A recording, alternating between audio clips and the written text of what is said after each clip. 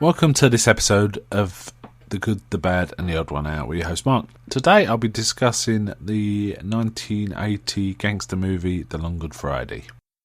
Long Good Friday is was made by Handmade Films, which was a studio or sort of production house that came about, I think, when Life of Brian couldn't get funded and George Harrison decided to fund it, and Handmade, I think, was born out of that. But I think the second feature they did was this film, The Long Good Friday.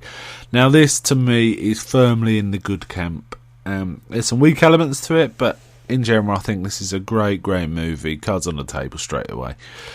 And the reason it's a good film, there's a few reasons, but almost all of the reasons it is a great film is down to Bob Hoskins' performance. This is a titanic performance. He's an alpha male who's used to being in charge, who's very aggressive, who then becomes frustrated by things happening to his business and crime empire that he doesn't understand and can't control. And in seeking to get to the bottom of it, he gets more and more brutal and more angry. And it turns out his adversary in this is something he really can't deal with, but he won't accept that. I don't know whether to avoid spoilers or not, because it is it's over 30 years old now, but it's such a terrific film, and if you haven't seen it, I don't want to spoil it. But one of the other great things about this film, I think, is the dialogue. The dialogue, certainly Bob Hoskins' dialogue, is really terrific. Some of the other main characters, such as his common law wife, or maybe his wife, I'm not sure, played by Helen Mirren, some of her dialogue's pretty good. Some of it is a bit quite functional in other places. I like the characterisation of the sort of criminal empire as being kind of relaxed, easygoing, business oriented, rather than they're thugs, but they're not like full on threatening all the time. But when Bob Hoskins gets angry, it's really, really terrific to see. I think there are some weaknesses. The direction's quite pedestrian. There's a few weak spots in some of the it's just very flat TV looking direction. Some of it, and what could be quite spectacular, looks a bit flat screen when there's like action pieces, but when it's Hoskins on screen front centre, it is terrific. The guy can really act with his face, so you understand what he's thinking. And there's a part of the film where everything's about his face. In fact, there's a couple of parts like that where everything's being expressed through his facial expressions, and it's really terrific. He's an outstanding acting job. I'd rate this as one of the best acting jobs ever. I'd put it out there with De Niro in Raging Bull, Thewlis in Naked, maybe even Maria Falconetti in The Passion of Joan of Arc is always cited as a famous, some of the best acting ever. It's a silent film. And I agree, gives a really good performance in that, but Hoskins really, really makes this. So the two really strong parts of it are Hoskins' performance, and I think the dialogue that's given to him to deliver. He gives some great speeches here. It's really effective. His character is completely convincing as Kingpin of a crime empire, and not just any crime empire, the crime empire of London. He rules London, basically. There's lots of other gangs, but they're like lords. He's the king. I can't express how much I like this film. I think it's my favourite gangster film by far.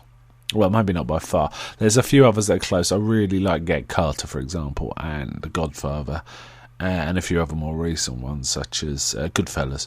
Well, it's not that recent, is it? But this, I find... as a score, I give it 90 out of 100. No, actually, 94 out of 100, actually. Higher. It just excels. And it's gut-wrenching and it's entertaining. It's kind of funny in places, especially when they're talking about old times. It's implied that he was a real beast in the past, dealing with adversaries. So it's really interesting, and he gives a great speech near the end, and it's a really good ending. I really, really like the ending of this. I'm not going to talk about it too much more because it'll spoil it. But the last two scenes are really terrific, really terrific. That's all I'm going to say about this. I just really like it. That kind of makes for boring reviews, but that's how it is for this particular film. But if you haven't seen it, really try and see it. It's an adult film, but really try and see it. It's really worth seeing. Okay, then back. First, it was the St. Valentine's Day Massacre. Now, it's the long Good Friday. There was the courier, the cash, the ripoff, the boss, the meeting, the widow, the intrigue, the greed, the women, the secret, the setup, the murders. It started with betrayal and ended with revenge.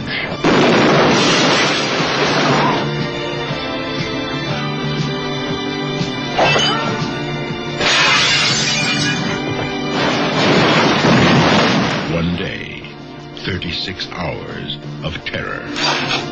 The long Good Friday.